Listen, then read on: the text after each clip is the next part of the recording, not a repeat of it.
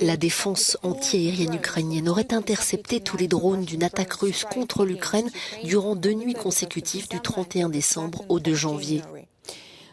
Pour l'Institut pour l'étude de la guerre, les attaques aériennes et de missiles russes contre l'Ukraine ne génèrent probablement pas les effets d'information souhaités par le Kremlin parmi les nationalistes russes. Mais c'est un autre événement qui suscite de nombreuses questions et même des critiques. Une attaque le jour de l'an contre un complexe dans la ville ukrainienne de Makivka sous contrôle russe, attaque qui a tué des troupes récemment mobilisées envoyées par Moscou. Le groupe de réflexion américain indique une frappe ukrainienne dévastatrice sur une base russe à Makivka dans la région de Donetsk le 31 décembre a suscité de vives critiques à l'égard du leadership militaire russe.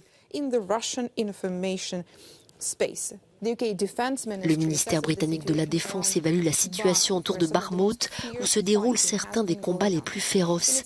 Il indique qu'à la mi-décembre, l'armée russe et les forces du groupe Wagner ont probablement augmenté la fréquence de leurs assauts d'infanterie ici. Mais nombre de ces opérations ont été mal soutenues. Et le ministère britannique de la Défense d'ajouter, au cours des 10 derniers jours, l'Ukraine a engagé d'importants renforts pour défendre le secteur. La fréquence des assauts russes a probablement diminué par rapport au pic de la mi-décembre. Les deux camps ont subi de nombreuses pertes. Il est probable que les opérations offensives russes dans la région ne soient plus menées qu'au niveau des sections ou des pelotons. Il est peu probable que la Russie réalise une percée significative près de Bakhmout dans les semaines à venir, ajoute le ministère britannique de la Défense. Defense Ministry.